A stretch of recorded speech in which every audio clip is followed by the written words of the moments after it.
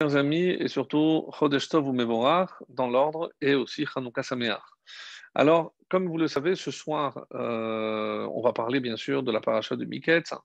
Miketz qui est souvent relié à la fête de Chanukah, mais cette année, non. Même si notre cours a lieu en plein Chanukah, donc on a allumé ce soir la sixième bougie, et on a aussi marqué donc ce soir avec Rosh Chodesh Tevet.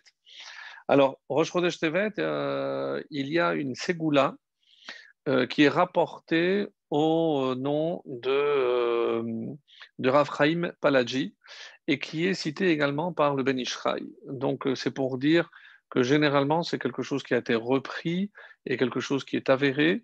C'est une coutume d'ailleurs pour certaines dames, certaines mamans, d'allumer toujours une veilleuse à Rosh Chodesh et de demander que ce mois apporte avec cette lumière donc la réussite, la bonne santé, etc., dans tous les domaines. Et le Rav Chaim Palaji précise que ce mois-ci, pour Tevet, parce que ça tombe forcément dans la fête de Hanouka, eh ben, il est bon non seulement d'allumer, mais d'invoquer la mémoire et le mérite de Rabbi Meir Baal Hanes. Rabbi Meir, celui qui est clair, Baal Hanes, c'était le maître des miracles. Et d'après le Rav Chaim Palaji, c'est bien également de donner 18 pièces. 18 pièces, comme ça il dit Chai Shekalim. C'est dans son langage.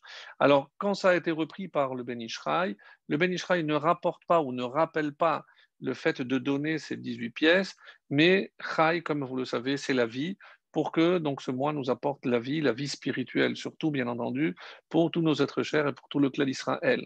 Donc, on est encore à temps pour demander aux épouses d'allumer une veilleuse ce soir et qu'elles puissent invoquer, donc encore une fois, le mérite de Rabbi Meir Baalanes, Zechuto Yagen Alenu, que son mérite nous protège et vous protège tous.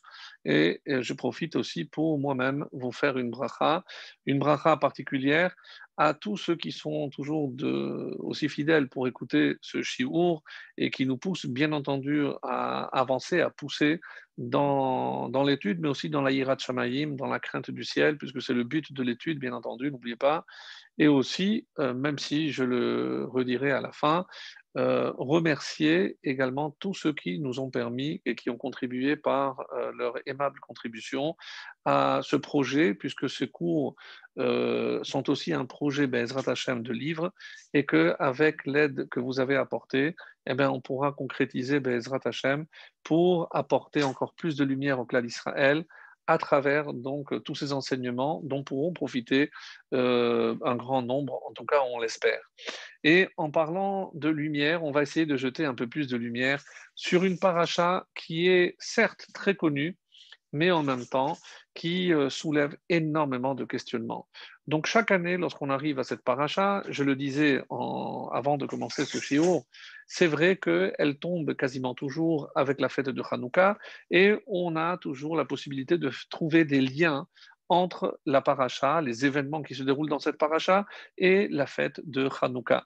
Mais cette fois-ci, comme lorsqu'on lira Miketz, oui, c'est vrai. Quand on lira Miketz, donc ce ne sera plus Hanouka, donc on aura terminé, c'est le lendemain. Et ben là, encore une fois, donc j'ai pensé que comme on avait déjà consacré un cours particulier à Hanouka, on allait se concentrer uniquement sur cette paracha. Une paracha, encore une fois, Miketz, et c'est à la fin de Miketz. Ketz, on sait qu'il y a déjà une connotation de fin. Et c'est comme ça, par exemple, que le Or Gedaliahu, que je ne vais pas citer en entier parce que ce serait trop long, nous dit que cette paracha, et nous l'avions évoqué les parachiotes précédentes, donc évoque déjà la fin d'un exil, le début de la lumière. Donc ça correspond évidemment donc à proximité de Hanouka où les jours commencent à s'allonger pour éclairer davantage que les nuits qui commencent à s'écourter. Donc, il y a plus de lumière que d'obscurité. Et Ketz, c'est Ketz Hayamin, donc c'est la fin des temps et c'est la fin de l'obscurité lorsque on va évidemment voir Yosef sortir du puits et là, il va atteindre le niveau du vice-roi. donc il va être le second Mishneh Lameler, le second du roi, et il va diriger tout cet empire égyptien. Alors, tout commence par un rêve. On peut même dire, ça a commencé par un rêve. Est-ce qu'on doit voir forcément, et on n'a peut-être jamais eu l'occasion d'en parler, on va dire quelques mots sur comment la tradition juive considère les rêves. Est-ce que les rêves, yesh bahem mamash, est-ce qu'on doit y prêter foi? Est-ce qu'il y a forcément du vrai? Ou ce ne sont que des réminiscences, ou comme on l'a souvent exprimé, en bahem mamash, donc il ne faut pas prêter attention aux rêves.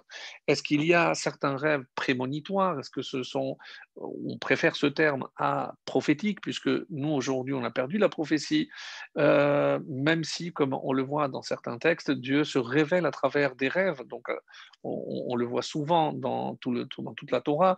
Donc, comment imaginer, comment imaginer que le Pharaon lui-même va aussi faire des rêves? Donc, très étonnant. Alors, tous les commentateurs diront justement que le moment de faire sortir Yosef à la lumière est arrivé, et ça va justement arriver à travers les rêves de Pharaon. Et juste pour rappeler, par exemple, que dans le traité de Berachot, la page 58, pardon, 55b, Vachalomot ashav yedaberu lokashia, kan al yede malach ve kan al yede shindalet. Donc, comment expliquer que des fois, je peux, oui, prêter de l'importance à ces rêves et d'autres non? Alors, si on avait, nous, comme ça dit la Gemara, Rabba Rami, Ktiv Bachalom Adaberbo. Dieu lui-même a dit, et je lui parlerai à travers un rêve. Donc, comment savoir si c'est justement un malach, un émissaire de Dieu qui s'adresse à nous à travers ce rêve, ou alors non? Et alors, donc, dans la Gemara tranche, eh ben, il faut savoir que des fois, c'est Dieu qui s'adresse, et des fois, c'est les forces contraires, appelées Shindalet, les forces nocives. Alors, aujourd'hui, on va beaucoup parler d'un commentateur dont on ne parle peut-être pas. Oui, je l'ai cité à quelques occasions, mais s'agissant d'un Espagnol, et je raconterai une petite anecdote le concernant, c'est deux d'ailleurs. On va parler aussi de Ben Ezra, mais en l'occurrence, maintenant, c'est Rabbi Yitzhak Abravanel, Don Yitzhak Abravanel. Et au début de notre paracha, hein, il fait tout un exposé très long, très intéressant, aussi parce qu'il s'intéresse aux rêves. Comment imaginer que le sort du peuple juif, parce que parler de Yosef et à travers ce qui va lui advenir, donc il va atteindre le trône de l'Égypte, il va ainsi permettre à ses rêves et à ses frères, pardon, et à toute sa famille de venir en Égypte, et il va les nourrir jusqu'à la fin de ses jours. Alors, il commence comme ça, dans Yitzhak Abravanel, dans un commentaire donc, de cette paracha, n'allez surtout pas imaginer qu'il y a une seule sorte de rêve. Aval Neymar Shem Mimin O Misug Nivdalim ou Mitralfim Beatzman. Donc il y a plusieurs, et on a beaucoup de mal à savoir auquel on doit prêter de l'attention ou d'autres non. Qui ne Yeshmin Me'achalomot Shem Kulam Dimyonim. Il y en a qui sont complètement imaginaires, donc c'est des réminiscences de la journée. Il va dire, mais Elem Chalomot Abaim à Maisonot, Ve'ayayin ou Pirke Ashina. Donc aussi, on sait très bien que en fonction de ce qu'on mange, donc ça peut avoir aussi des incidences sur ce qu'on va rêver ou autre. Ve'yesh min acher shehem tzotki. Mais attention, parce qu'il y a des rêves qui portent une certaine vérité en eux. Ve'apoel bahem hem agarmim ashmayimim.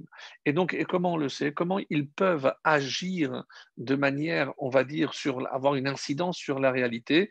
Ils disent parce qu'il y a gormim shmaimim, donc on va dire des paramètres célestes. Donc ça vient directement d'Hachem. Qui beyot un nefesh beshena, parce que quand l'âme se repose lors du sommeil, donc panouy miske achushim. Donc c'est comme il y a une certaine détente, donc les sens sont à l'abandon. Et on est apte à s'attacher à des notions beaucoup plus élevées. Et c'est pour ça qu'on va s'imprégner de toutes ces influences, on va dire, célestes. Et il y a encore encore plus, puisque lorsqu'on va rentrer dans la névoie, évidemment qu'il y a comme certains personnages bibliques qui ont eu une révélation de Dieu à travers un rêve. Donc, ça, c'est ce qu'il est dit à propos de ces rêves. Et comment reconnaître, il va dire par la suite, des faux rêves, des vrais rêves.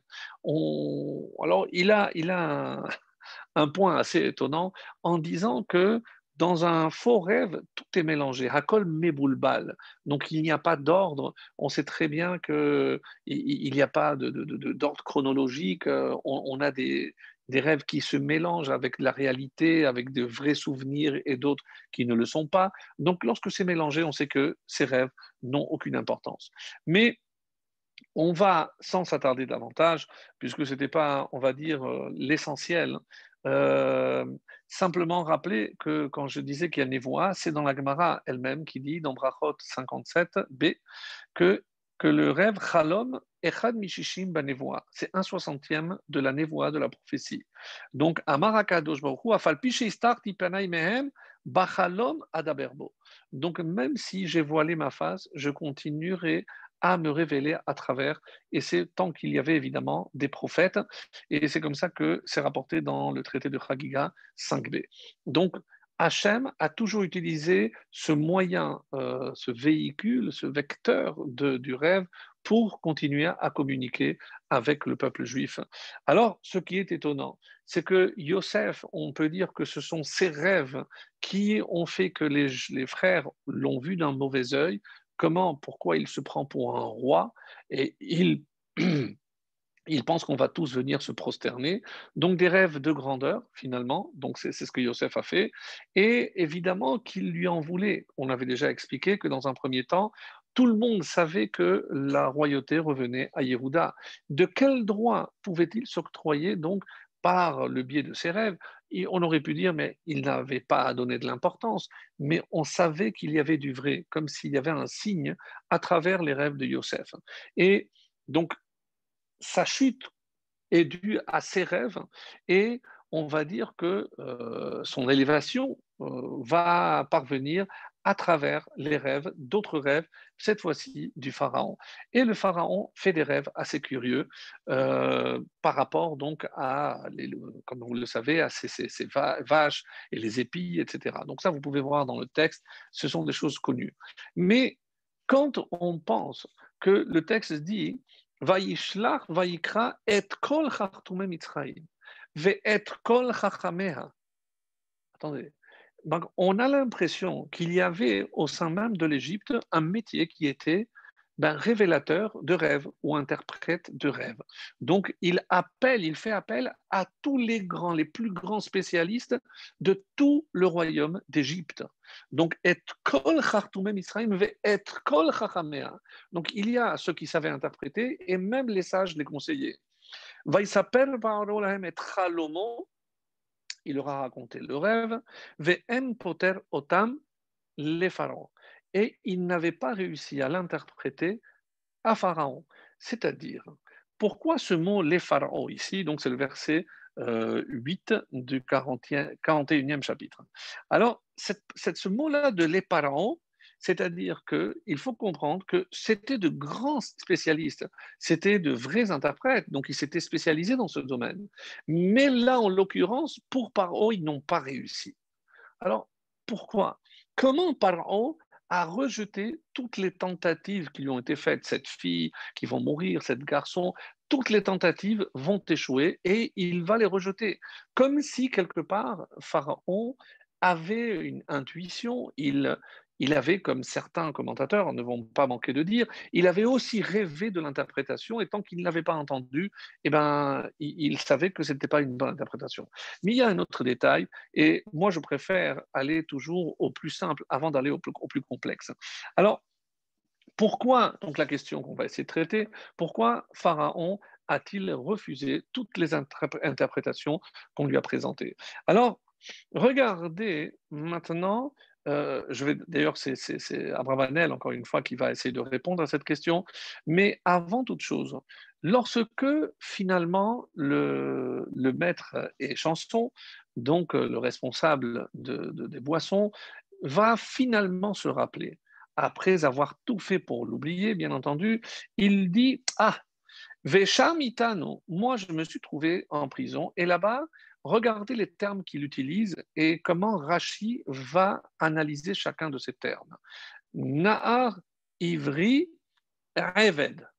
Donc, c'est un jeune homme, c'est un hébreu et c'est un esclave. Rashi, qui évidemment cite le Midrash, nous dit pourquoi, et c'est d'ailleurs pour ça qu'on dit ici à ce propos, Arurim arshaim she'en tovatam shlema shemazkiru belashon bizayon. Même lorsqu'ils essayent de faire du bien, regardez comment les termes utilisés visent évidemment à humilier Yosef. Nar, un jeune homme, Choté Vendraoui Ligdola, mais c'est un idiot, c'est un jeune, il n'a pas de cervelle, c'est un écervelé, et il ne mérite certainement pas qu'on lui prête attention. À Ivry, un hébreu, à Filou les nous makir. Donc c'est un étranger, il parle même pas notre langue. Et Réved, c'est un esclave, comme c'était marqué dans la charte on va dire du royaume égyptien, que En Eved Moler Velo Lovesh Bigdesarim. Un esclave n'a pas le droit non seulement de régner, mais aussi il avait l'interdiction de porter des vêtements de prince, de Nassi. Alors, il a tout fait pour que l'on ne prête pas attention à ce jeune homme, et malgré tout, puisqu'il n'avait pas eu d'autre solution, on va le faire venir devant le Pharaon. Et là, évidemment que Pharaon se rend compte tout de suite de quelque chose. Parce que la première parole, d'abord, il ne se présente pas comme lui-même. Et là, je suis obligé de dire quelque chose qui, évidemment, est très choquant. Nous savons très bien qu'au bout de ces 10 années d'enfermement, évidemment complètement injustifié, eh ben, quand il a eu l'occasion qui s'est présenté avec ces deux ministres qui allaient être libérés, et il savait qu'un des deux allait trouver grâce auprès du Pharaon et lui a dit, écoute, tu te rappelleras que moi, j'ai été injuste, de manière injuste ici enfermé. Et on a dit, ah, tu as compté sur un homme, alors ça va te coûter 2 ans supplémentaires. Alors, nous, on se pose la question, très sincèrement, c'est quoi la faute de Yosef? Est-ce que dans la vie, on n'a pas besoin des fois de faire un effort? On a un principe très clair. En son prime à la messe, on n'a pas le droit de compter sur un miracle. Donc, on a ici un moyen tout à fait naturel. C'est un homme qui va sortir, qui va se retrouver dans la cour du Pharaon. Quoi de plus naturel qu'ils disent, ben écoutez, je demande une grâce, ça y est, j'ai payé ma dette, 10 ans, je pense que c'est suffisant, donc pourquoi je ne pourrais pas profiter de cette occasion? Alors, qu'est-ce qu'on a reproché? Alors, c'est vrai que euh, c'est une explication un peu plus profonde, mais qui nous dit que Yosef, il ne faut pas oublier qu'il faisait partie de ce qu'on appelle les Shevaroim, les 7 bergers d'Israël. Les 7 bergers, Abraham, Yitzhak et Yaakov, donc comme les Avot, Abraham, Yitzhak et Yaakov, Moshe et Aaron, et il y a Yosef et David. Alors, il y a un enseignement très très beau qui dit que toutes ces âmes étaient particulières, qu'entendent nos maîtres par très particulières, elles viennent du niveau le plus élevé duquel une âme peut venir. Et comment s'appelle ce niveau extrêmement élevé? Il s'appelle Atzilut. Atzilut, c'est le 4e niveau, c'est l'émanation, c'est le niveau le plus élevé qui soit et duquel donc peuvent descendre ces âmes. Et donc, ce sont des âmes d'une élévation extrême, d'une pureté extrême. C'est pour ça qu'on considère qu'ils font partie de ce qu'on appelle Merkava la Shekhinah. Ce sont les véhicules, littéralement, de la Shekhinah. C'est à travers eux que la Shekhinah se dévoile ici-bas sur Terre. Donc, c'est un niveau impensable. Et c'est ce que les Chachamim du Sod vont nous révéler. Eh bien, à ce niveau-là, qu'est-ce que c'est l'émanation? Donc, au niveau de l'émanation, c'est un od milevado. Il n'y a que la lumière divine, il n'y a rien d'autre. Nous, on traduit ça par en od milevado. Eux, ils sont à un niveau tel, ils savent parfaitement qu'il n'existe rien dans le monde à part Akadosh Baruch Hu. Évidemment que Yosef, en faisant partie de ces âmes exclusives, extrêmement élevées, lui aussi, alors on vient nous enseigner qu'à ce niveau-là, il leur est interdit de faire de la hishtadlut. C'est-à-dire, pour un homme, le commun des mortels comme vous et moi, évidemment qu'on a toujours un effort à faire, à fournir pour tendre la main et faire en sorte que Hachem nous prête ou nous accorde l'objet de notre demande. Mais lorsqu'il s'agit de ces âmes-là, eh ben, on considère que eux, pour eux, Assour lahem la asot ishtadlut. Ils ne peuvent pas faire une ishtadlut. Et c'est pour cela que lorsqu'on va dire que ça lui a coûté 2 ans, certains vont dire non. C'était évidemment que c'est au moment où il est sorti, c'est au moment où il devait sortir. Mais parce qu'il devait comprendre, il a passé 2 ans pour intérioriser le fait que faisant partie de ces âmes extrêmement élevées, eh ben, il ne pouvait pas se comporter comme le commun des mortels. Et dès la première question que le pharaon va lui poser, il paraît que tu sais interpréter les rêves. Qu'est-ce qu'il va dire? Non. Le seul qui interprète, c'est Hachem. S'il veut que j'interprète, alors je pourrais évidemment l'interpréter, mais sinon, s'il ne me le permet pas, je suis comme rien, je suis un mur, je ne suis rien du tout. Donc, il se comporte déjà comme si ces 2 années supplémentaires lui avaient fait s'imprégner de ce que cette âme qu'il portait en lui voulait dire. Alors, on revient à Abravanel. Qu'est-ce qui a fait que il y a eu quelque chose qui a déclenché? Est-ce que le simple fait qu'il ait dit non, moi, est-ce que cette humilité, non, moi je ne suis rien, c'est mon Dieu qui me transmet les enseignements ou les interprétations, moi je n'y suis pour rien? Ou alors, et regardez, c'est très original ce que Abravanel va dire, parce que quand il dit, Vaïsaper parolem et halomo, qu'est-ce qu'il raconte à tous les Khartoumim, à tous les devins et les sages et les interprètes? Être à l'homo, son rêve. Mais lorsqu'on regarde le texte, il en a fait 2. Alors, Ve'en poter otam, mais personne ne les lui ont interprétés. Donc, ils n'ont pas réussi à les interpréter, otam au pluriel, les rêves. Mais parce que lui, il savait au fond de lui que les 2 rêves ne faisaient qu'un. Et quand tous ces interprètes n'ont pas compris qu'il y avait un seul rêve, c'est pour ça que lorsqu'il entend que la première chose que va dire Yosef, Ella Chalom Echad. Non, non, non, non. Ici, il y a un seul rêve. Là, il prête une oreille extrêmement attentive parce qu'il sait que c'est la réalité. Comme le Abrabanel va continuer, Minayin yada paro shaya pitaron Yosef amiti. Donc lui, il pose clairement la question, comment il a pu savoir que l'interprétation était la bonne, alors qu'il en a écouté certainement une bonne quantité. Et alors, Avalamitat Zesheinian, כמו שהוא מושפע עליו מהשגחת האלוקית, אלא שהכוח המדמה יגשים אותו השפע, donc il rentre dans les détails, pour dire qu'il avait aussi l'interprétation, mais qu'ils étaient שוכח איזה דבר. Ça ressemble à quelqu'un qui connaît un mot, mais qui l'a oublié. Donc, il est sur le bout de mes lèvres, mais dès que quelqu'un va me dire c'est ce mot-là, comme je savais, et c'est ce qu'il dit, Ka'asher yiskor lo adam, acher oto inyan, yiskor beatzmo, et ben il va se rappeler Masheshachar. Il va se rappeler ce qu'il a oublié. Alors, c'est un petit peu comme une sorte d'intuition, comme avec le maître échanson et le maître panetier.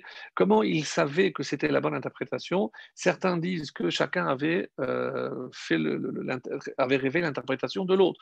Donc, quand il a vu que Tov Patar, il avait bien interprété, donc le deuxième va venir aussi raconter. Donc, déjà, Yosef a mis le doigt sur un point parce que le pharaon avait déjà l'interprétation. Ça, c'est le premier point. Il y a une autre réponse aussi que moi j'ai beaucoup aimée par rapport à maintenant, je t'ai donné l'interprétation, mais il aurait pu s'arrêter là. Mais il va aller plus loin.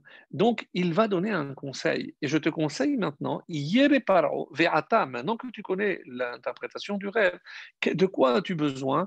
Ishnavon vechacham, un homme avec discernement, avec une intelligence, veyashite ou aleretz Mitzrayim, pour pouvoir justement empêcher cette famine de causer la ruine de ce peuple.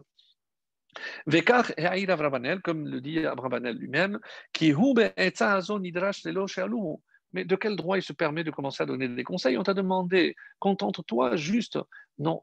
Mais parce que Yosef ne se contente pas de donner l'interprétation, mais aussi la solution. C'est pour ça que je n'aime pas la solution du rêve, parce que ici, la solution, c'est précisément comment gérer pendant les 7 années d'abondance pour pouvoir justement par la suite gérer les 7 années de famine. Et c'est rapporté comme ça dans un midrash qui s'appelle Sechel Tov, qui dit Vaïtavad davar be'ene paro ou be'ene kol avadav.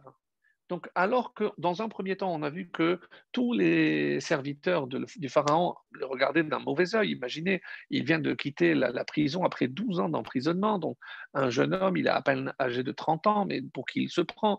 Et là, de quel droit il se permet de donner des conseils?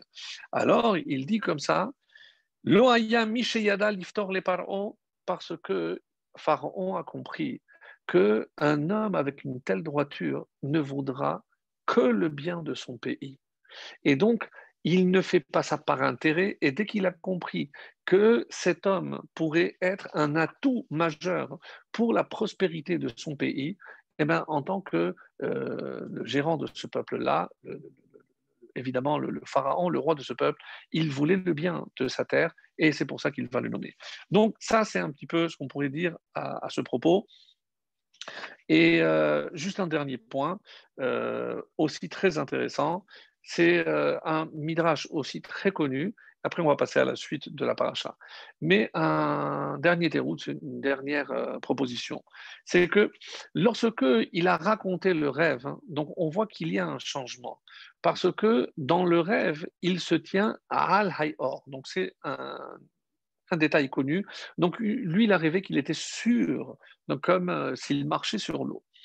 Et quand il raconte al Or, donc il n'ose pas, même à ses propres interprètes, leur dire qu'il rêvait qu'il était sur le Nil, puisque le Nil, n'oubliez pas, c'était une divinité. Donc comment imaginer qu'il allait se présenter comme étant au-dessus de cette divinité? Donc par souci peut-être de modestie, une fausse modestie bien sûr, qu'est-ce qu'il rajoute? Al Or.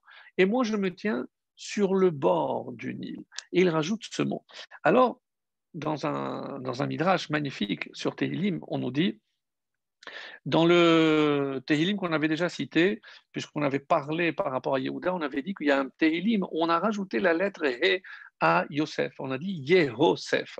Et c'était le psaume 81. Et le verset 6 dit Aedut bihosef samo betzeto al eretz misraim sefat lo yadati eshma.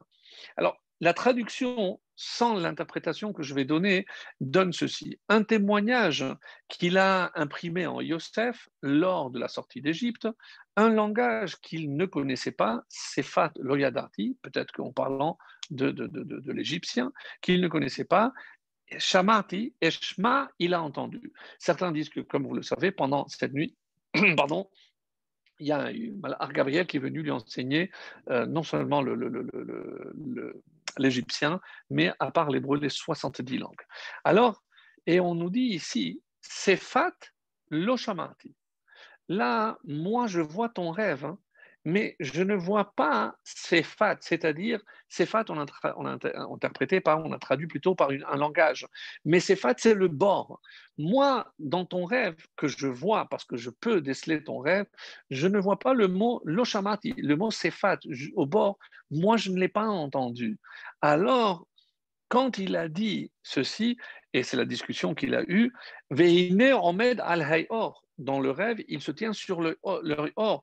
Bachalomi Hineni Omed, et quand il raconte, il dit al Sefatay or.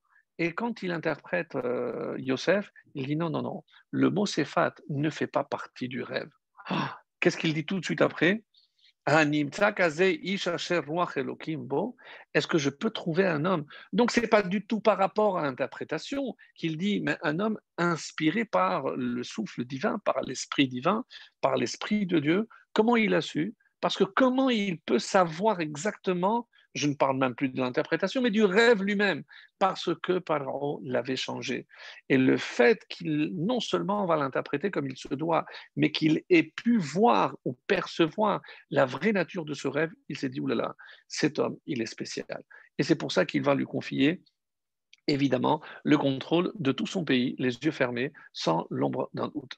Alors, ça, c'est par rapport donc au moment où il a attendu patiemment 12 années dans cette prison égyptienne, où même si, comme le texte le dit, tout ce qu'il faisait lui réussissait, peut-être, mais il était en train de penser à autre chose. À quoi pensait-il? D'abord, il va se marier, comme vous le savez, à Osnat. Quand il a atteint la grandeur, donc même le pharaon lui dit maintenant, il faut que tu cherches une femme. Et on dit que lorsqu'il se promenait dans les rues d'Égypte, et ben, toutes les filles lui jetaient des bijoux pour attirer son attention parce que c'était un bon parti. Et dans cette recherche, il y avait également une jeune fille que nous connaissons, qui s'appelait Osnat, et qui a jeté la seule chose qui était en sa possession. C'était un petit amulet que son grand-père lui avait donné, et en disant, je suis Osnat, fille de Dina, fille de Yaakov. Donc je suis la petite fille de Yaakov. Rappelez-vous que Osnat donc, est née de l'union de Dina avec Shechem, Shechem ben Hamor, et donc est née cette fille qui n'était pas désirée par les frères, par les tontons. Osnat rappelle aussi qu'elle a été violentée, donc dans son nom, et c'est pour ça qu'elle a été, on va dire, donnée, et elle a atterri dans la maison de Potiphar et de sa femme. Alors, comment expliquer que cette jeune fille va finalement, dès qu'il va apercevoir parmi tous ces bijoux un petit objet insignifiant, attiré par la curiosité, il dit, tiens, fille de Dina, fille de Yaakov, donc Dina, c'est ma sœur. Comment? Il y a une fille ici, et donc il lève les yeux, et c'est comme ça qu'il va épouser donc Osnat. Alors, il y a une interprétation de Rabbi Menachem Azaria Mipano, de Pano, donc un grand kabbaliste, qui dit pourquoi Osnat est-elle née dans de telles circonstances? Donc vous savez qu'il y a toujours dans ce monde qu'on appelle le monde du tikkun des choses à réparer. Et il y a des choses à réparer. Donc Osnat vient ici pour réparer quelque chose, puisque si elle va donner naissance à deux tribus d'Hachem, Shifteka, c'est qu'elle est d'une pureté exceptionnelle. En tout cas, elle a réussi à accomplir la mission pour laquelle elle est descendue. Et d'après donc Rabbi Menachem Azaria de Pano, quel était le tikkun de Osnat? Alors c'est vrai que c'est très difficile, mais comme il le rapporte, et j'ai trouvé que c'est une idée très intéressante, c'est que nous on se base comme le premier patriarche de Abraham. Et on vient de dire que Abraham, Yitzhak, Yaakov, ils sont tous Merkava à la Shekhinah. Donc c'est que Abraham a une âme exceptionnelle. Mais pour avoir une âme exceptionnelle, il devait descendre d'une maman exceptionnelle. Alors comment imaginer qu'avec un père comme Terah, même si nous l'avions affirmé, rappelez-vous, il va peut-être faire Teshuvah à la fin de sa vie, mais comment imaginer que d'un homme comme Terah, et on ne connaît pas beaucoup sa femme, eh bien, si on dit que Abraham a été ce qu'il a été, c'est parce qu'il a eu une mère, une tzadéket. Et c'est comme ça que c'est rapporté que, et je vais vous dire le nom, c'est Amtalai Bat Karnevo. Donc on connaît le nom de la maman d'Abraham, Amtalai Bat Karnevo. Donc c'est une ségoula aussi lorsqu'on a perdu quelque chose, de citer son nom pour retrouver aussi quelque chose. En tout cas, elle, il est évident que pour donner naissance à un enfant comme Abraham, même elle a donné naissance à Abraham, mais ça a été quand même Abraham, même si on considère qu'avec le V, c'est comme s'il s'était converti, mais on est forcé de dire que c'était une âme exceptionnelle. Donc, venant d'une femme exceptionnelle. Et effectivement, on nous dit qu'elle elle était très scrupuleuse, c'est une vraie tzadékette. Elle faisait attention même à Nida, à tous les éloignements, bien entendu, qu'elle faisait tout ce qu'il fallait pour respecter Nida. Mais ce n'était pas le cas de Terrar. Terrar qui ne respectait pas tous les détails, qui n'était pas assez attentif à tous ces détails. Et évidemment, on ne peut pas imaginer que Abraham soit né d'une union illicite, bien entendu, mais peut-être que comme Terrar n'était pas assez scrupuleux et peut-être qu'il avait des contacts, il fallait réparer pour que ce soit véritablement parfait, il fallait réparer tous ces petits détails au niveau de Nida que la maman d'Abraham n'avait pas pu respecter à cause de son mari. Donc, elle, à travers cette naissance et à travers, évidemment, malheureusement, les circonstances de sa naissance, elle vient, à travers les forces négatives, réparer pour ramener toute cette énergie du côté de la Kedusha. Et c'est comme cela qu'elle va épouser Yosef à Hatzadik et qu'elle donnera naissance à Ephraïm et Ménaché, ceux par qui on continue à bénir nos propres enfants. Donc, juste un petit détail qui pour moi était très important parce que voilà, c'était pour resituer donc Yosef qui s'est marié, qui va apporter la preuve à son père lorsqu'il va le rencontrer dans les parachutes suivantes. Donc, tout est fait dans les règles de l'art. Alors, il reste quand même, et malgré tout, un détail extrêmement, extrêmement gênant. Oui, mes amis, on a parlé, on parlera toujours. Donc, nous savons très bien que la Torah interdit de se venger. Il est interdit, même si quelqu'un nous a fait du mal, de lui vouloir du mal et de chercher à se venger. Lotikom velotitor. Lotisna et achicha bilvavecha.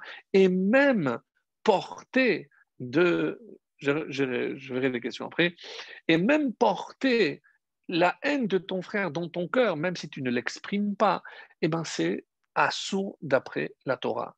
Alors, lorsque on va parcourir cette paracha et on va se dire, mais enfin, comment Yosef a pu avoir un tel comportement?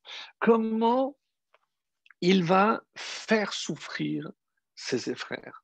Et c'est le terme, parce que il va les faire aller, il va les faire venir, et vous avez notre frère, alors amenez-moi le petit frère dont vous avez parlé, je vais garder Shimon en otage. Et tout ce temps-là, eh ben, il n'a jamais fait savoir à son père qu'il était en vie. Ça aussi, c'est une question à laquelle on va essayer de répondre ce soir. Mais comment il a une telle attitude presque, et le terme n'est pas de moi, c'est Ramban, hein, entre autres, qui disent comment il a pu se comporter avec une telle cruauté, arzariout. Et le terme est fort, mais parce que on peut imaginer. L'autre question qui est toujours posée lorsque on traverse ces parachiotes, alors on nous dit que lui, il les a reconnus, mais que eux ne l'ont pas reconnu. Évidemment, tout de suite, on a le commentaire de Rashi citant la Gemara, plusieurs Gemarot d'ailleurs, parce qu'on trouve dans plusieurs Gemarot le fait que il est changé. On a par exemple dans Baba Metzia 39b, pour ceux qui veulent après voir, Ketubot 27b ou Yebamot 88a. Donc, dans toutes ces Gemarot que je viens de citer, on fait appel à une notion. Pourquoi ils ne l'ont pas reconnu? Parce qu'ils l'ont laissé, il avait à peine 17 ans. Là, il est âgé de 30 ans, donc c'est un vrai bonhomme, et parce qu'il a entre-temps laissé la barbe. On a toujours entendu cette explication parce qu'elle nous a accompagnés depuis notre enfance avec le commentaire de Rachid. Alors, c'est vrai que si vous regardez une photo d'un jeune homme à 17 ans sans barbe, je ne parle pas à 50 ans, mais quand 20 ans après, à 27, 28 ans, vous le voyez, même s'il a la barbe, comme dit Nathan, est-ce que c'est juste le symbole de la sagesse? Mais si je considère que c'était des tzadikim, alors c'est vrai qu'à 17 ans, on n'a peut-être pas beaucoup de barbe, mais est-ce qu'on peut imaginer que si tous les frères avaient la barbe et que Yosef, lui, ne s'est pas laissé la barbe, lui, il était plus moderne, on va dire. Donc déjà, ça nous pose un petit problème à ce niveau-là par rapport donc à l'apparence qui serait déjà différente de celle de ses frères. Mais quand vous mettez la main devant, enfin, les traits du visage, hormis la barbe, mais il est évident que vous pouvez reconnaître quelqu'un. On va demander juste peut-être de sortir les oiseaux. Les oiseaux. Donc, c'est sûr que Yosef les a reconnus, puisqu'ils n'ont pas changé. Mais dire qu'à cause de la barbe, qu'ils ne ils l'ont pas reconnu, à peine 20 ans après, c'est un peu difficile. Hein. Tellement que Ramban a senti cette difficulté. Vous savez ce qu'il a écrit, Ramban? Il a dit que comme il avait évidemment un couvre-chef, puisque en tant que vice-roi, il a incliné pour cacher un petit peu son visage. Donc, s'il était tellement sûr qu'il n'allait pas le reconnaître, pourquoi avoir recours à une telle astuce? Donc, s'il se croyait à l'abri parce qu'ils ne l'ont pas reconnu, et apparemment ça a été le cas, puisqu'à un moment, ils n'ont donné signe de reconnaissance. Donc, pourquoi à ce moment-là, qu'est-ce que la barbe va changer? On a l'impression que c'est le seul détail qui a fait qu'ils ne l'ont pas reconnu. Donc, ça, c'est très difficile. Sincèrement, donc, même si on a encore une fois l'habitude d'entendre cette réponse, mais il n'en est pas moins que c'est difficile. Alors, il y a dans la Torah des fois des termes, en tout cas, on va dire des mots, qui peuvent dire une chose et exactement l'inverse. Par exemple, dans cette paracha, nous avons un terme qui revient, sachez que il y a 9 fois dans tout le Tanakh, dans Torah, Nevi'im, Ketuvim, c'est le mot shever. Shever dans le sens de nourriture. Qui yesh shever bemitraim. Allez-y parce que là-bas il y a de la nourriture. Et sur 9 fois dans tout le Tanakh, 7 fois c'est dans la paracha de Miketz. Donc c'est un terme qui prend beaucoup de place. Vaishbor, les Mitzrayim, il a donné la nourriture. Donc soit fournir la nourriture ou la nourriture elle-même, ça s'appelle shever. Mais en hébreu, shever, c'est aussi lishbor, c'est briser. Et donc quelque part, donc peut-être pour ça qu'on dit casser la croûte, je ne sais pas, parce que c'est casser, on casse quelque chose, lishbor, mais chivrer, luchot, c'est les débris des tables. Donc comment un terme peut exprimer une chose, la nourriture, quelque chose dont on a tellement besoin, et on a l'impression ici que c'est l'inverse, c'est tout un manque, puisque briser, c'est quelque chose qui n'est pas entier et qui est cassé. Alors, dans le verset dont il est question, sur lequel on va s'attarder un petit peu, c'est le verset 7. Vayar Yosef et Echav, Yosef a vu ses frères, Vayakirem, il les a reconnus. Vayitnaker alehem, et là, c'est apparemment la même racine. Donc, Vayakirem, Vayitnaker. Donc, est-ce que c'est un jeu de mots? Et c'est toute la différence qu'il y a entre quelque chose qui est connu, ou reconnu, c'est Nikar. Et avec la même racine, je peux obtenir le mot Nechar. Nechar ou Nochri, c'est un étranger. Et c'est la meilleure traduction que j'ai pu trouver. Vayitnaker alehem. C'est pas qu'il s'est abattu sur eux, non. Naker, il s'est comporté en étranger à leur égard. Donc, comme s'il ne les connaissait pas, comme si lui ne les connaissait pas. Eux ne l'ont pas reconnu, lui, il les a reconnus, mais il a continué à se comporter comme un étranger. Pourquoi? Pourquoi il ne s'est pas tout de suite fait reconnaître? Pourquoi ne pas arrêter le suspense ici, faire venir tout de suite son père, arrêter cette souffrance, et comme ça, on aurait eu une happy end sans avoir à passer par les menaces de Yehuda, qui va menacer de faire la guerre, comme on va le voir dans la paracha de Vaïgash, avec les Midrashim très connus. Donc Vaïgash est là, donc il s'est adressé, il s'est approché, mais dans un but belliqueux. Donc il est prêt à faire la guerre. Il dit, pas de problème. Où tu nous rends nos petits frères, mais on ne va pas laisser cette histoire se terminer comme ça. Donc bon, j'avance un petit peu, mais donc Vaïakirem, il les a reconnus, et en même temps, il se comporte comme un étranger. Donc qu'est-ce qui se cache derrière l'attitude de Yosef? Voilà la question, et c'est une question, sincèrement, il n'y a pas un seul commentaire un seul commentateur qui ne se soit pas penché sur cette question. Alors, plusieurs propositions. Il y a, comme vous pouvez imaginer, des avis contraires, puisque c'est ça la richesse de la Torah, mais le plus connu, c'est Ramban. Ramban, en sachant que tout le monde n'est pas d'accord avec ce pshat de Ramban, je vais apporter au moins deux commentaires qui s'opposent entièrement à Ramban, mais ça vaut le coup d'entendre ce que le Ramban a à nous dire. Comme je vais essayer de faire vite pour avoir le temps de voir tout ce que les autres commentaires ont aussi à nous dire, donc euh, je vais très rapidement donner succinctement ce qu'il dit. Les mots de Rambam essentiels sont les suivants. Donc, c'est sur la paracha, donc le chapitre 42, le verset 9. Et qu'est-ce qu'il dit? Avala kola asa yafe beito.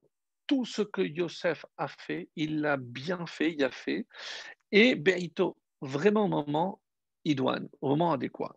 Les kayem achalomot, pour que s'accomplissent les rêves, qui yada sheyit kayemu behemet, parce que lui n'a pas eu un seul doute lorsqu'il a fait les fameux rêves qu'il a racontés à ses frères. Lui, il savait que ses rêves allaient se réaliser.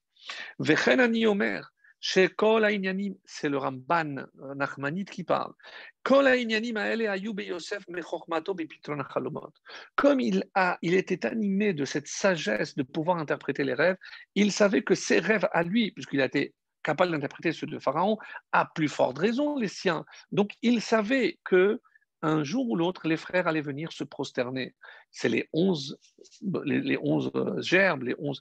Mais il a aussi vu que le soleil et la lune, que son père, Rachel étant mort bien sûr, mais Léa avec sa femme. Donc Yaakov et Léa viendront aussi se prosterner devant lui. Et donc lui a toujours su que ses rêves allaient se réaliser. Avalaya roé qui il a compris que la prosternation de ses frères, donc ça ne pourra pas se passer sur la terre d'Israël. Donc veaya mekave lihioto sham b'Mitzrayim. Et c'est pour ça qu'il comprend que qu'est-ce qu'il fait maintenant en Égypte, pourquoi cette famine, uniquement pour pouvoir faire venir sa famille ici en Égypte. Alors, et au moment où il a entendu le rêve du pharaon, quand il a compris qu'il y aurait une famine, eh bien, il a compris tout de suite que ses frères allaient se présenter devant lui et que c'était le moment de la réalisation de ses rêves, dans le sens propre du terme, bien sûr. Alors, on a l'impression ici, si on résume la position de Ramban, c'est un petit peu, nous l'avions déjà vu, rappelez-vous, avec Rivka. Rav Yahavot Sa'ir, lorsque on lui avait fait déjà cette prophétie que l'aîné allait se prosterner devant le cadet. Donc tout ce qu'elle va faire, Rivka, pour faire passer le cadet avant l'aîné, c'est parce que elle était convaincue de cette prophétie que ça devait se réaliser. Donc, elle a donné un coup de pouce au destin. Excusez-moi le terme, mais c'est peut-être la meilleure façon de l'exprimer.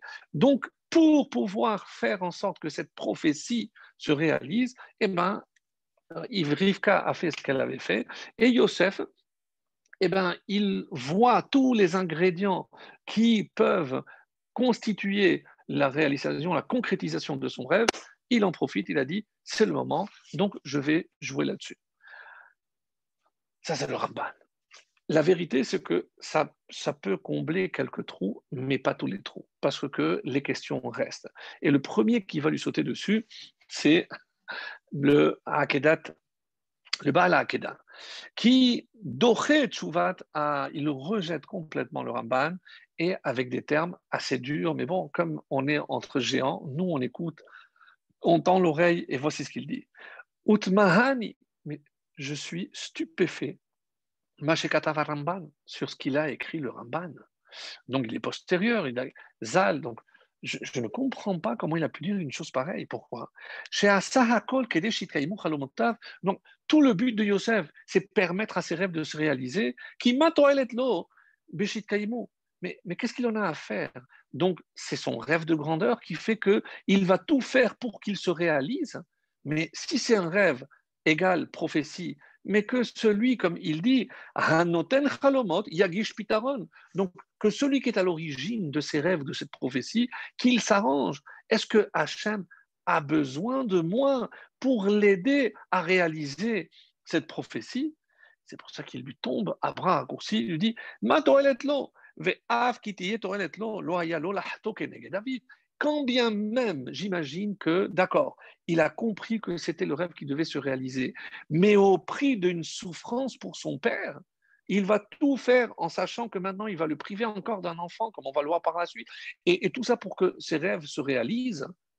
Et sous prétexte que c'est une prophétie, alors tout est permis, et même prolonger inutilement la souffrance de son propre père. Alors le Baal Hakeda dit, c'est inouï, c'est impensable.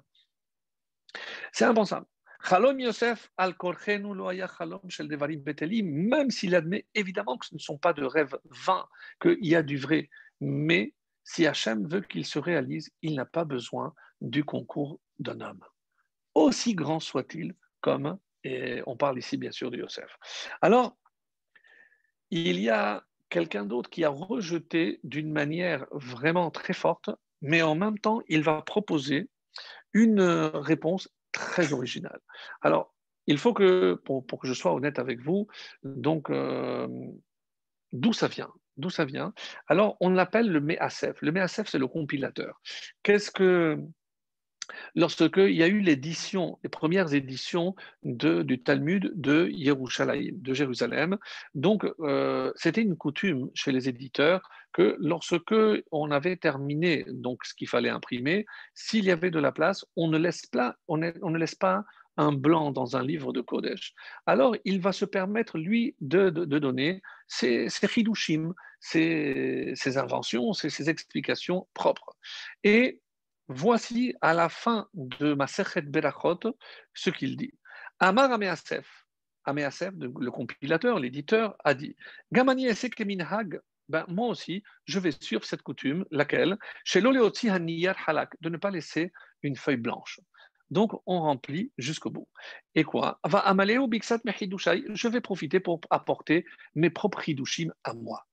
Et après ça, donc il dit Vehine anochi aroe beze Shamaim Hadashim. Je vais apporter des nouveaux cieux, comme ça il exprime. Alors, bon, c'est une expression assez étonnante pour dire quelque chose d'inouï, donc d'inédit. On n'a jamais entendu une réponse, c'est celle que moi je vais vous donner. Alors, on va l'écouter attentivement parce que je dis que pour dire toute la vérité, il a des mots très durs à l'égard de Ramban, et comme il est très très postérieur à lui, donc les Chachamim, les Rabbanim de notre génération n'ont pas prêté foi à cet homme-là, donc moi-même j'ignore le nom, mais ils ont dit chez Améasef, Loaya Ben Torah, pour pouvoir s'exprimer de la sorte contre un grand comme Ramban, alors qu'il le dit. Et c'est pour ça que dans les propos, qu'il me pardonne avec tout le respect qui lui est dû. Donc il ne manque pas de respect. Mais moi, il ne me semble pas. Bon, ben, le Baal Hakeda aussi, oui, mais peut-être que le Baal Hakeda, c'est pratiquement de la même génération, même si c'est un petit peu après, c'est parmi les Gdolim, les Rishonim, les Acharonim, et nous sommes trop petits pour nous permettre de nous opposer à un Ramban. Quoi qu'il en soit, alors il va donner cette explication que j'ai trouvée, pour ce qu'elle vaut, très, très, très, très originale. Alors, לדעתי כל המעשים והתעלולים שבעניין הזה יסודם בטעות גדולה שהייתה יוסף מתחילתו. Alors, donc, il part du postulat que Yosef a commis une erreur. Je ne parle pas de rapporter. Non, non, non. C'est quoi l'erreur de Yosef? Qu'est-ce qu'il croyait? Pourquoi ses frères vont passer par tout ce qu'ils vont lui faire subir? Pourquoi? Alors il dit comme ça.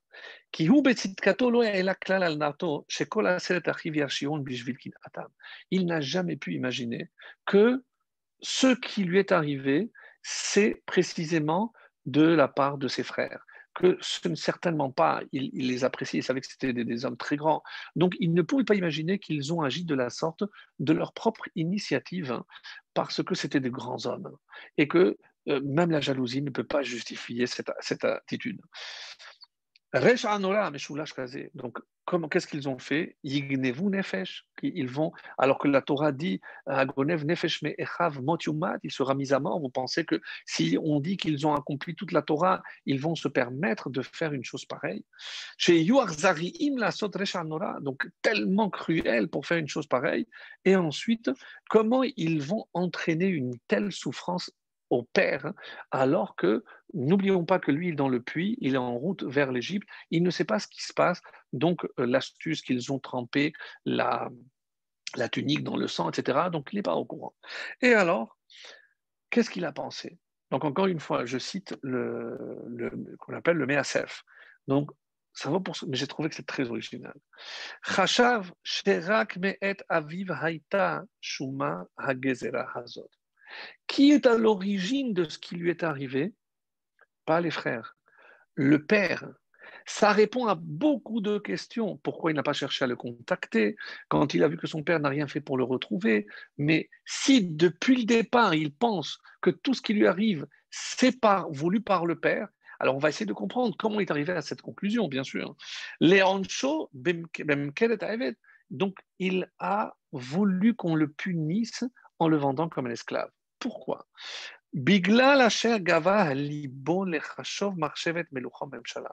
Parce qu'il a vu aussi l'attitude de son père lorsqu'il lui a raconté le rêve avec le soleil et la lune. Il a vu que son père a la vue d'un mauvais œil. Mais enfin, tu penses que moi, ton père, je vais venir me prosterner? Donc il s'est dit, peut-être que mon père m'en a voulu de cette fierté, de cet orgueil dont j'ai fait preuve. Ve'alken tziva aviv lechav, c'est pour ça que l'ordre de faire ce qu'ils ont fait, pourquoi les frères ont fait ce qu'ils ont fait, c'est sous l'ordre du Père. N'oubliez pas, qui c'est qu'il a envoyé chez eux? C'est le Père. Donc il s'est dit, si mon Père m'envoie, ben, je sais qu'ils me veulent du mal, mais si c'est mon Père qui veut, quoi, mon ancêtre Yitzhak, lui non plus, n'a pas été prêt à s'offrir, alors que son père lui a dit non, tu viens, et il a suivi son père. Il n'a pas dit un mot. Il était prêt à se sacrifier parce que le père lui a demandé. Alors, et il dit comme ça, hein, alors pourquoi il ne va pas lui dire, papa, regarde, maintenant je suis. Parce qu'au contraire, il ne veut pas l'énerver davantage. Si je considère que c'est dans la tête de Yosef, c'est le père qui a ourdi tout ce plan, donc je ne vais pas venir, ah, ben tu t'es trompé, papa, finalement, regarde où je suis. Donc il ne peut pas avoir une telle attitude, donc il ne dit rien.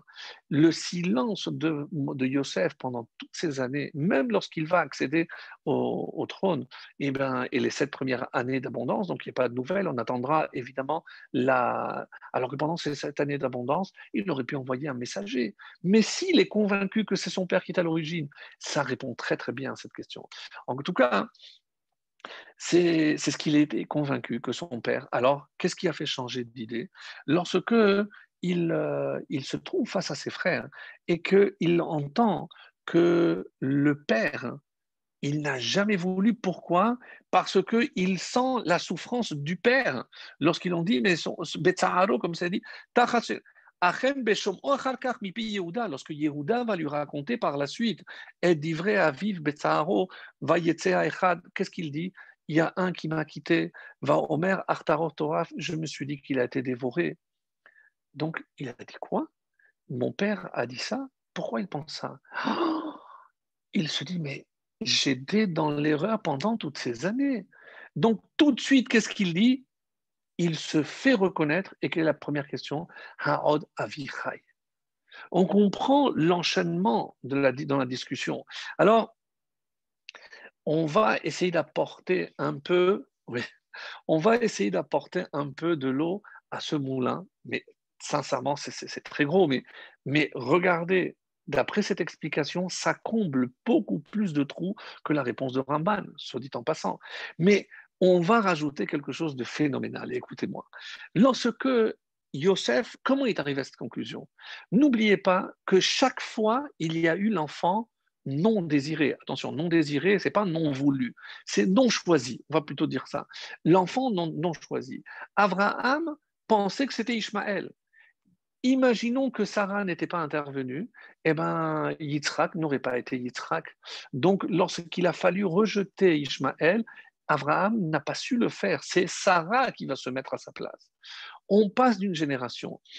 Rivka avec Yitzhak. Yitzhak n'avait Dieu que pour Esav. Si elle n'avait pas joué le rôle en faisant tout ce qu'elle a fait pour placer Yaakov, eh ben, chaque fois, il y a le rôle d'une femme qui remet l'équilibre. On va dire ça comme ça. Donc, quand lui, il se dit, mais il n'y a personne pour rétablir cet équilibre, parce que Rachel n'est pas là. Donc, si c'est toujours une femme qui joue un rôle pareil, qui est aujourd'hui la femme officielle de Yaakov? C'est Léa. Donc il se dit peut-être que Léa, c'est elle qui est en train de tout faire pour remettre l'équilibre. C'est quoi l'équilibre? De mettre un de ses enfants à la place de Yosef, donc Yehuda. Et tout rentre parce que de la même façon que pour mes ancêtres, il y a toujours eu une femme, alors maintenant, s'il y a une femme pour rétablir cet équilibre. Donc, pas parce qu'il a imaginé que Yaakov lui voulait du mal, mais il a déjà vu ce schéma. Donc, c'est logique qu'il se reproduise. Il se dit, c'est tout à fait normal. Donc, mais comme ma mère n'est pas là pour jouer ce rôle, donc c'est Léa qui va jouer ce rôle-là pour rétablir l'équilibre et mettre ses enfants à la place de l'enfant. Alors, si les enfants ont suivi, c'est parce qu'ils ont suivi le père. Pour lui, il n'en a jamais voulu à ses frères, parce que dans sa tête, c'était le plan de Yaakov. Et c'est pour ça qu'on va comprendre après tout ce qu'il va faire. Alors, c'est vrai que quand on va essayer maintenant de comprendre le plan, parce que je vais encore apporter un petit détail, je pense, très important, c'est qu'est-ce qu'il a fait Yosef. Et c'est pour ça que je vais terminer aussi avec Ben Ishraï, puisque Ben Ishraï nous a dit d'allumer la bougie ce soir, donc on va essayer de s'éclairer à la lumière de ses enseignements. Mais avant d'y arriver, donc je voudrais donc cette réponse que je vais apporter, donc c'est encore une nouvelle réponse. Elle a été dite au nom du Tzemar Tzedek, donc le troisième rabbi, et qui a été repris aussi par le rabbi de Louavitch, mais en allusion. Donc le rabbi ne s'est jamais penché, mais une fois que le Tzemar Tzedek avait dit ce qu'il a dit, et on va voir que ça va tout à fait dans le sens de ce que le Ben Ishraï va aussi dire. Alors, quelqu'un aussi qui va aussi aller dans ce sens-là, c'est le Kliyakar qui va citer, puisqu'il est assez honnête, donc il va dire que c'est le Ibn Ezra, Rabbi Abraham ben Ezra. Rabbi Abraham ben Ezra, qui a vécu donc 200 ans avant le Kliyakar, donc un séfarade. Et on dit que Rabbi Abraham ibn Ezra était extrêmement pauvre. Donc vous allez comprendre pourquoi je rapporte cette histoire-là. Il était extrêmement pauvre avec une malchance légendaire. Donc il a tellement de mauvaise chance, il a dit que si je faisais moi les pompes funèbres, les gens cesseraient de mourir. Donc pour vous dire, il donnait rendez-vous, donc c'était jamais à la bonne heure, il n'a jamais. Et un jour, il s'est vu affublé d'une maladie où il était en train de perdre la vue. Et il était tellement pauvre, donc il ne pouvait pas se payer évidemment les soins d'un spécialiste. Il a entendu qu'il y avait un médecin juif en Égypte et les 4 sous qu'il avait, il les a utilisés pour se rendre chez ce médecin. Vous avez évidemment deviné que ce grand sage était Rambam, le Maïmonide. Et il s'est dit, il a attendu, donc il savait que le matin il était chez le sultan, et il a attendu patiemment lorsqu'il a vu arriver, écoutez, voilà, je viens de loin, je viens d'Espagne, et je voulais savoir si vous pouviez me soigner, je suis pauvre, je ne peux pas vous aider. Donc le Rambam le regarde, et il a dit, mais comment vous osez me déranger? Garde, prenez-le et jetez-le dans l'étable à côté des animaux. Et le voilà qu'il le jette là-bas. Et Rabbi Abraham ibn Ezra se dit, mais même un frère juif aussi sage, il me traite comme ça. Et il ressent une peine et il commence à pleurer, à pleurer. Pendant 1 heure, il ne fait que pleurer sur son malheur. Maintenant, il n'a même pas de quoi rentrer chez lui, il ne sait plus. Et à un moment donné, il ouvre les yeux et il touche et il sent qu'il y a quelque chose qui glisse des yeux. Et il a compris qu'avec les larmes, eh ben, il y avait comme une croûte qui s'est formée et avec les larmes, il a commencé à bien voir. Quelques minutes à peine après, Rambam rentre et il lui a dit écoute, quand j'ai vu tes yeux, j'ai compris que le seul remède le plus efficace, c'est le sel contenu dans les larmes. Donc, je me suis arrangé pour te faire pleurer et maintenant que tu es guéri, viens manger, viens partager mon repas et je t'aiderai pour rentrer chez toi. Donc, Entendu?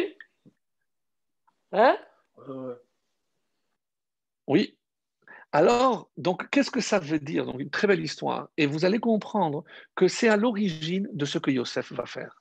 Yosef ne cherche certainement pas à se venger de ses frères, qu'à Dieu ne plaise. Pas un instant, sinon on ne peut pas continuer à appeler Yosef Hatzadik. Alors, qu'est-ce qu'il cherche? Il cherche à faire teshuva à ses frères. Mes amis, toute l'attitude de Yosef ne vise qu'une chose. Et c'est comme ça dans le langage du Tzemar Tzedek, c'est il ne cherche qu'à faire Teshuvah, et on pourra le lire même avec le Ben Ishraï, qui va dans le même sens.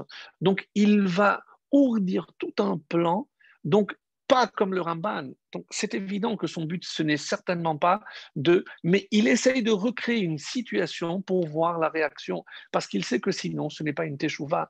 Et il sait pertinemment que tant que ses frères ne font pas Teshuvah, eh ben, ça va peser sur eux parce qu'il ne s'est pas trompé 1500 ans après. Est-ce que cette teshuva n'a pas été acceptée? Est-ce que c'est parce que Yosef, et donc elle n'est pas venue directement des frères, il restera quelque chose à réparer? Comme vous le savez, c'est les 10 martyrs qui, à l'époque des Romains, trouveront la mort pour réparer la faute des ancêtres, des 10 frères. C'est dire que peut-être cette teshuva n'avait peut-être pas été complète du fait que certains disent parce que Yosef aurait dû attendre un peu plus, que ça vienne des frères et ne pas provoquer. Il y a plusieurs versions d'après le Harizal et d'autres, mais en tout cas, nous, on va se tenir à ce que. Et juste ce petit détail très important. Qu'est-ce qu'il va faire? Donc, c'est comme ça que c'est rapporté. Et de quoi il les accuse au début? Merageli matem. Vous êtes des explorateurs, des traîtres, des espions. Alors, de quoi ils l'ont traité, les frères? Toi, tu es un rapporteur, tu as tout rapporté. Donc, il voulait, encore une fois, Mida Keneged Mida, dans le sens où, pour que. Mais pourquoi on nous traite maintenant d'espions? Ça n'a pas de sens. Même si, comme on le sait, comme Rachid nous le dit, ils sont rentrés par 10 portes différentes, etc., parce qu'ils craignaient le Haïn Hara. Et on sait que le Haïn Hara, mes amis, ça ne vient pas de Yaakov, mais de Abraham. Juste après l'épisode de la Hakeda, on dit Vayeshev, donc lui il est retourné, et où était Yitzhak? Il a dit toi ne reste pas avec moi parce que je crains que maintenant avec ce qui s'est passé, tu vas te prendre tout l'œil. Donc il a envoyé chez Shem et Ever, peu importe, mais on ne sait pas. Vayeshev Abraham, donc lui il est retourné tout seul, et tout le monde pose où est Yitzhak? De là on sait que même Abraham faisait attention au Haïnara. Alors, la deuxième accusation, c'est quoi? C'est lorsqu'ils l'ont jeté dans le puits. Et qui a jeté Yosef dans le puits? C'est précisément Shimon. Pourquoi il prend Shimon et qu'il se trouve aussi dans un bord, dans un puits, dans un trou? Et tiens, pourquoi Shimon? Est-ce que c'est pas lié à ce qu'on a fait? Il veut provoquer justement la teshuva chez les frères. Et enfin, lorsque Shimon dit ben, il restera ici esclave tant que vous ne rentrerez pas, et même par la suite, lorsqu'il va faire la même chose avec Binyamin en disant mesure mida keneged mida, comme c'est marqué dans la Sota. Donc, il les met dans la même situation pour justement provoquer. Mais provoquer quoi? Mes amis, la teshuva. Et il a tout mis en place pour cela. Parce qu'on dit, comme dans le. C'est rapporté comme ça dans le Midrash, pardon, il a décrété Shalosh Gezerot. Comment il voulait avoir la certitude qu'ils allaient venir? Encore une fois, non pas pour les faire prosterner. Donc, on suit maintenant cette piste de la Teshuvah, qui pour moi est exceptionnelle. Donc, et il dit, mais c'est interdit d'envoyer son esclave. Celui qui veut à la nourriture, il doit se présenter en personne. Donc, pas d'émissaire, pas. Donc, pour être sûr que tous allaient venir. Alors, et on n'a pas le droit de revendre. Donc, on ne peut pas vendre à des revendeurs. Donc, rak les atzmo. Donc, quelqu'un prend la quantité pour lui-même. Il ne peut pas prendre pour quelqu'un d'autre. Et enfin, rentré, il y avait le service d'immigration. Il a mis son fils Ménaché à l'entrée et il a demandé, comme dit le Midrash, Shemo, Shem Aviv et Shem Zikeno. Le père, son nom, le père et le grand-père, pour être sûr de les repérer. Et évidemment, quelques mois après, et c'est comme ça qu'il les a repérés. Donc, quand il dit Mida Keneged Mida, Mida Keneged Mida, on dit, c'est comme ça que dans le verset de Hachem Shomrecha, Hachem Tzilecha. Hachem, il te protège, mais Hachem est ton nombre. Alors, le Baal Shem Tov donne une très belle explication. C'est-à-dire qu'Hachem, il est ton ombre. Nous savons très bien que lorsque je bouge, l'ombre fait la même chose. Eh bien, comme toi, tu agis, Hachem, il agit. Dire que Hachem, c'est ton ombre, c'est une façon d'expliquer justement que c'est comme ça que Dieu agit et réagit. Alors, il va éveiller finalement, donc comment on a la preuve de la Teshuvah? Parce que c'est avec Binyamin, et c'est à ce moment-là qu'il va se faire reconnaître. Alors que Binyamin a un rôle extrêmement secondaire. Il ne parle pas, il ne dit rien. On t'accuse, tu vois ton frère, lui il n'a pas d'enfant, lui n'a pas de mère, alors il va s'asseoir avec moi. On voit que pour Yosef, le fait même des noms qu'il est donné, Nachan Elohim, Dieu m'a fait oublier ma peine, parce qu'il n'a jamais abandonné donc sa famille, donc même dans le nom de ses enfants, Hifrani, même dans ce pays, Dieu m'a fait fructifier, mais je n'oublie pas mes origines. Et ça, évidemment, c'est la grandeur de Yosef. Donc, il va faire la même chose. Et lorsqu'ils vont voir comment ils vont prendre, parce que peut-être que pour Shimon, ils vont tout faire, parce que c'est leur frère, ils vont tout faire pour le sauver. Mais je vais faire maintenant un test avec Binyamin. Binyamin, puisque s'il n'aime pas Yosef, fils de Rachel, alors Binyamin non plus. Mais lorsqu'il a vu comment ils se sont avancés, ils ont pris la défense de Binyamin, il a dit Ani Yosef. On le verra donc par la suite, donc Ani Yosef. Et c'est comme ça que je voudrais commencer à conclure. En écoutant ce que le langage du Ben Ishraï dans Ader et Eliyahu. Vayaker Yosef et Echav. On dit qu'il y a, c'est marqué deux fois. La première fois, il les a reconnus. On dit que, comme Rachid l'explique, pourquoi on dit deux fois il les a reconnus. Parce que rappelez-vous, lorsqu'il est allé chercher et je cherche la fraternité, je veux rétablir la fraternité en mes frères. Que lui dit cet homme, Nas oumisé, oublie, ils t'ont laissé tomber, ils ne veulent plus de toi. Et il le savait parce qu'il les a entendus parler de ça. Donc lui n'a pas lâché, Yosef n'a pas lâché, et il restera jusqu'à la fin pour rechercher cette fraternité. Je disais que Binyamin est très silencieux. Quand est-ce qu'on garde le silence, mes amis? On regarde son nom. Ben Oni, qu'est-ce qu'elle a dit sa mère au moment où elle mourait? C'est le fils de ma souffrance. Le fils de ma souffrance parce que elle savait qu'elle allait mourir. Oni, c'est aussi Avel, donc c'est aussi le deuil. Yaakov tout de suite va refaire le nom. Non, c'est la force. Donc il ne faut pas sombrer, mais du puits, il faut trouver la force. Et Bin Yamin, le fils de ma droite. Et donc il faut trouver la force. Mais on comprend pourquoi Binyamin se tait. Parce que depuis qu'il a perdu et sa mère et son frère, et sa mère, pardon, et son frère, il est en deuil. Et le silence est un signe de deuil. C'est pour ça qu'à aucun moment il ne parle. Mais au moment où il va donner les noms de ses enfants, 10 enfants, et attention, il y avait très peu de différence d'âge. Donc ce n'est pas un petit gamin, il a déjà 10 enfants. Il a au moins 2-3 ans peut-être de moins que Yosef, mais il est âgé, ce n'est pas un petit gamin, on a l'impression.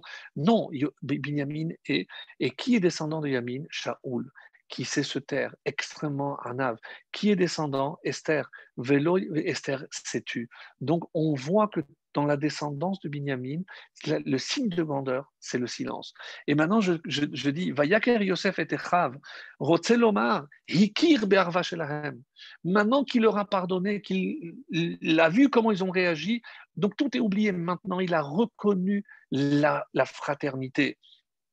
Même si pour l'instant, eux ne l'ont pas encore reconnu, Mikodem, bin Beno, avant qu'il se fasse connaître.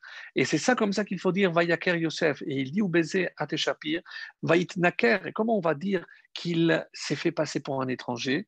Delir Ora, Alehem, comment il faut lire? Vaitnaker, Vaidaber Itam Kashot, il leur a parlé sévèrement. Pourquoi? Baiser Kiuloa Sakacha. Kim letovatam, tout ce qu'il a fait, il leur a fait pour le bien. Bishvil ha'alot rema, pas du tout pour s'énerver ou pour se venger. Vaitnaker tovatam ve'atan, lo bishvil inkom velachen, c'est certainement pas pour se venger. Il n'a cherché à aucun moment, il a cherché la vengeance. Donc, à la fin, tout ce que Yosef a fait, c'est pour provoquer la Teshuvah, et c'est comme ça que c'est rapporté dans le Tzemar Tzedek, dans le Or Torah, c'est que ou comme le Kliyakar le reprend aussi dans ces termes-là, que c'était uniquement Gemora pour faire Teshuvah. Donc, je conclus, donc vous pouvez le relire. Donc, c'est vrai que le premier, c'est peut-être Ibn Ezra, Rabbi Abraham Ibn Ezra, qui donne cette piste que reprend le Kliyaka et que l'on retrouve. Donc, c'est pour faire Teshuvah aux frères. Et je voulais terminer sur un point très intéressant qui nous concerne à tous, c'est dans Shemot Rabbah, au début de près. Tout le monde connaît le fameux, donc dans Michelet, Choser Shifto Sonebeno. Celui qui évite le bâton, il n'aime pas son fils. Et ce Midrash nous dit, vous savez de qui on parle, qui n'a pas usé, qui n'a pas su être assez dur. Hein. Et le problème, c'est malheureusement, c'est pour ça que le fils, finalement, il s'est éloigné. On dit que c'est Abraham. Rappelez-vous, on a dit à un moment donné, Abraham n'a jamais fait de reproches. Yitzhak non plus n'a pas fait les reproches qu'il fallait. Et Abraham a finalement repoussé Ishmaël parce qu'il n'a pas été assez dur avec lui. Qui est Tif-Eret? Koach Haïzoun, la force de l'équilibre. Tif-Eret, c'est évidemment Yaakov. Nous avons ici un exemple pour nous tous, que Yaakov, il a su éduquer ses enfants avec, à chacun, il va dire, lorsque Shimon et Lévi n'ont pas fait, lorsqu'il va les bénir, à chacun, il lit les 4 vérités. Et c'est peut-être ça, ce qu'aujourd'hui, il nous manque cruellement. Nous, on pense que aimer, c'est que donner, que dire oui. Et peut-être que ce qu'on devrait apprendre, regardez comment il a été sévère. Yosef a pris la leçon de son père. Yosef est très dur, il parle très durement, mais uniquement pour le bien de ses frères.